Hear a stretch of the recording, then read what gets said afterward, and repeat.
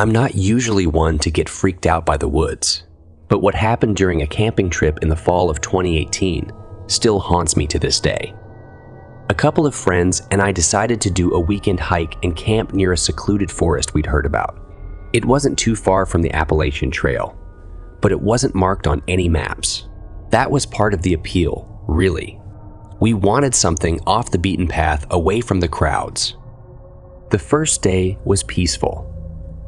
The forest had this eerie stillness where even the birds seemed to be holding their breath. It made everything feel isolated. As night fell, we set up camp in a small clearing far from any towns or people. The remoteness felt perfect. Around 2 a.m., one of my friends, Jake, shook me awake. He looked pale, and his voice was shaky as he whispered that he'd heard something walking around our camp. I listened for a bit, but all I could hear was the wind rustling through the trees and the occasional creak of branches. I brushed him off, thinking it was just nerves, or maybe a wild animal passing through, and tried to go back to sleep. But a few minutes later, I heard it too. Soft footsteps, slow and deliberate, circling our tent. I whispered to Jake, telling him to stay quiet and listen. The sound stopped for a brief moment, and then suddenly snapped. The sound of a branch breaking echoed just a few feet away from us. I grabbed my flashlight and slowly unzipped the tent. I shone the light out into the trees, but I didn't see anything. I scanned the tree line, but the woods were too thick to make anything out clearly. Everything felt wrong, like something was lurking just beyond my line of sight. But something was there, making sounds something like teeth clicking. Then Jake whispered, "Do you see that?"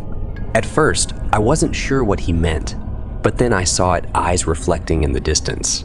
They were low to the ground, too low to belong to a person, but too high for any animal I knew, and they were moving, slowly. Whatever it was stepped forward into the light of my flashlight. That's when I saw it.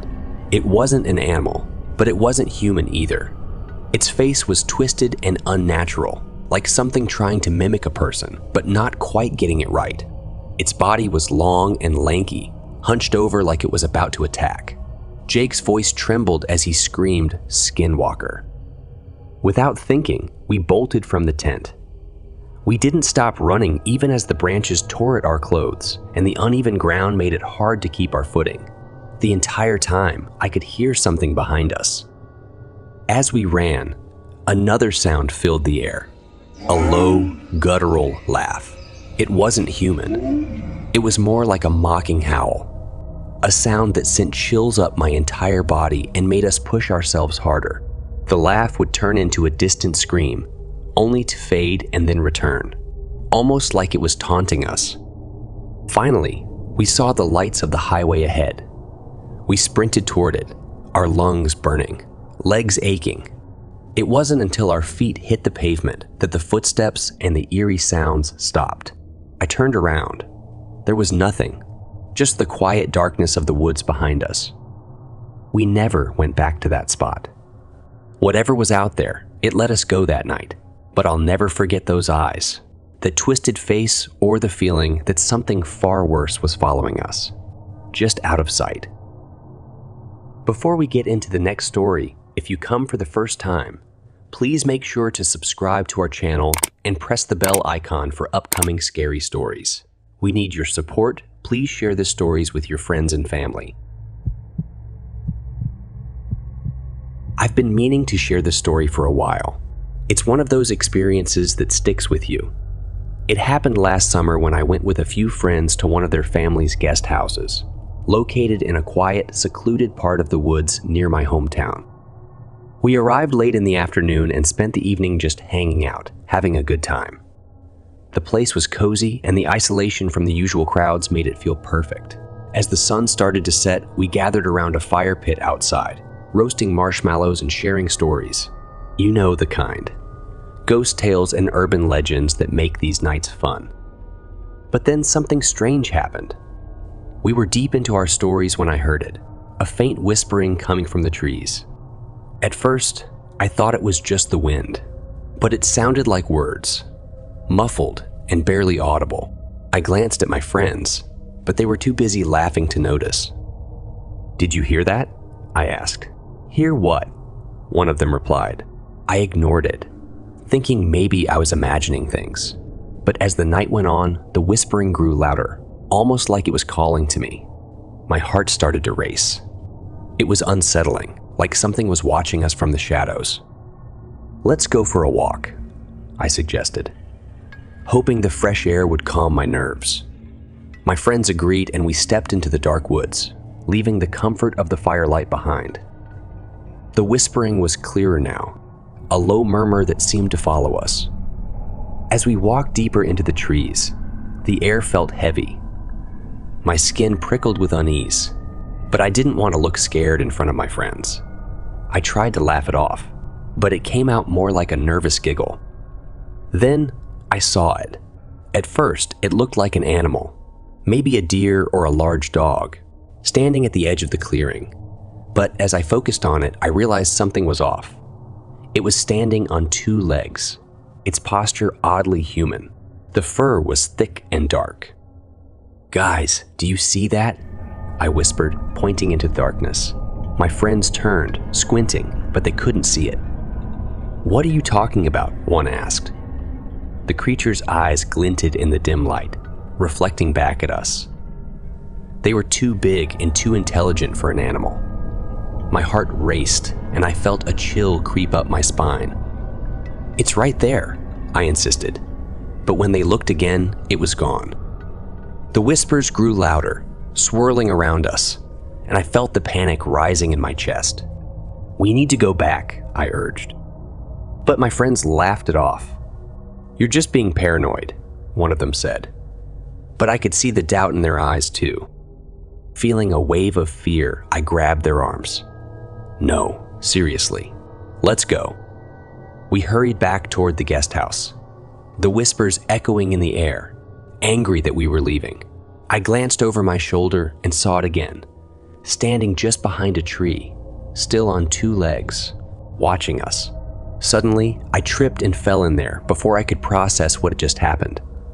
Darkness closed in and I passed out. When I woke up, I was lying on the couch, covered in a blanket. My friends were sitting around me, though no one spoke about what had happened. We avoided the topic altogether. The house felt safer, but there was still an eerie presence in the air, as if we weren't entirely alone. I know one thing for sure. Whatever it wasn't an animal, and it definitely wasn't finished with me.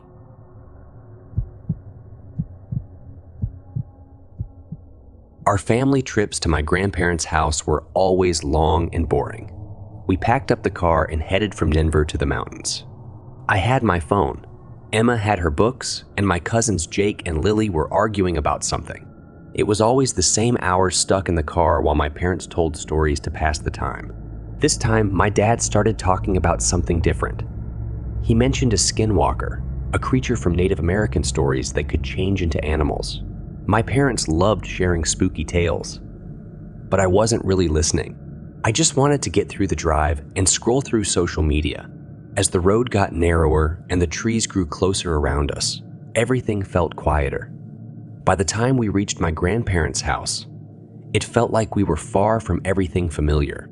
It was already dark when we arrived. The house was small, surrounded by thick woods with only a few lights flickering in the distance. Grandma welcomed us with hugs and dinner along with her homemade pie. The food was good, but I still wasn't happy about the trip. After dinner, my parents told me I'd have to sleep outside in a tent. Emma and the cousins would sleep inside since there wasn't enough room.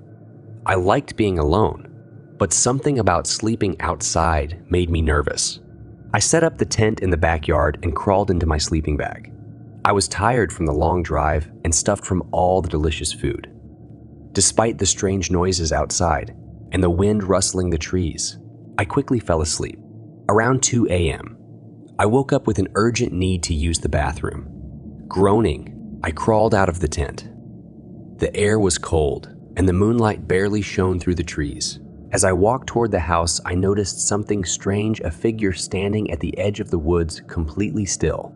It looked like some kind of animal, but taller than any human. Its legs were long and thin, and its body looked oddly stretched, like it was part dog, but not quite. It stood there staring at me completely still. Panicking, I rushed back into the tent and zipped it up, my heart pounding. I lay in the sleeping bag frozen with fear. After what felt like forever, I built up the courage to peek out through a small hole in the tent. That's when I saw it again, closer this time. The creature looked like a large dog, but something was off. It was bigger than any dog I'd ever seen, with strange twisted legs and patches of missing fur. Its eyes glowed in the dark, and it stared right at me, unblinking. Suddenly, it ran at the tent with incredible speed. I screamed and scrambled backward, grabbing a broom I had used to prop up the tent. The creature slammed into the side of the tent, and its face was right up against the hole. Its face wasn't that of a dog anymore. It had a human-like face, with pale skin and empty eyes that looked right through me. Its mouth opened, showing sharp teeth, but no sound came out. I couldn't move, frozen in terror. In panic, I swung the broom at the creature, shouting for help. But no one inside the house could hear me. I kept swinging the broom, and for a second, the creature backed off, enough for me to catch my breath. Then it bolted into the woods, vanishing into the darkness. I stayed awake, clutching the broom, terrified until the sun came up. When I finally stepped out of the tent, my mom was waiting for me, looking worried. "Are you okay?" she asked. I nodded, but I felt different inside. I wanted to tell her what happened, but how could I? Who would believe me? If this story kept you on edge, consider subscribing and leaving a like. Your support helps keep the scares coming.